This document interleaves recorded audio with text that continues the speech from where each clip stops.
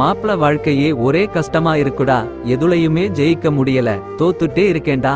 ஒரு கதை சொல்றேன் கேளு. ஒரு காடு இருந்துச்சு. அந்த காட்டுல ஒரு குரங்கு ஒரு சிங்கம் இருந்துச்சு. அந்த ரெண்டுக்கும் ஒரு போட்டி வச்சாங்க. அந்த போட்டிக்கு ஒரு பறவைதான் ரெப்ரி. போட்டி என்னன்னா, காட்டுக்கு வெளியே ஒரு மரம் இருக்கு. அந்த மரத்தை யாரு முதல்ல தொடுறாங்களோ அவங்கதான் வின்னு. இப்போ போட்டியோட ரூல்ஸ் என்னன்னா, குரங்கு மரத்து மேல தாவித்தான் போனும், தரையில இறங்க கூடாது. அதே மாதிரி சிங்கம் தரையில தான் போனும், குறுக்க வர்றா எந்த மரத்தையும் தொடக்கூடாது. போட்டி தொடங்குச்சு. சிங்கம் முதல்ல அந்த மரத்துக்கிட்ட போச்சு.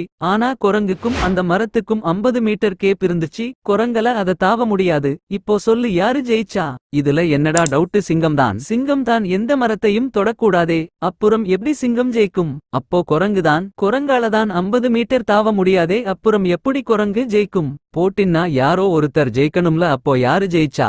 சிங்கம் மரத்து பக்கத்துல 2 நாள் உட்கார்ந்துருந்துச்சு. குரங்கும் 2 நாள் மரத்து மேலேயே உட்கார்ந்துருந்துச்சு. குரங்கு பசி மயக்கத்துல கிழவிலும் அத கொன்னுட்டு நம்ம அன்னபோஸ்தலவின் பண்ணிரலான்னு சிங்கம் நினைச்சுச்சு. ஆனா அன்னைக்குன்னு பார்த்து செம்ம மழை, வெள்ளம் வர ஆரம்பிச்சுது. அதனால சிங்கம் ஓடிருச்சு. ஆனா குரங்கு கொஞ்ச நேரம் வெயிட் பண்ணி, தரையில தானே நம்ம படக்கூடாது, தண்ணில போகலாம்னு வெள்ளத்துல நீந்தி போய் அந்த மரத்தை தொட்டு ஜெயிச்சிருச்சு. இதுல இருந்து என்ன தெரியுதுன்னா, ராஜாவே இருந்தாலும் தோக்கணும்னு விதி இருந்தா தோத்துத்தான் ஆகணும். குரங்காவே இருந்தாலும் ஜெயிக்கணும்னு விதி இருந்துச்சுன்னா ஜெயிச்சுத்தான் ஆகணும்.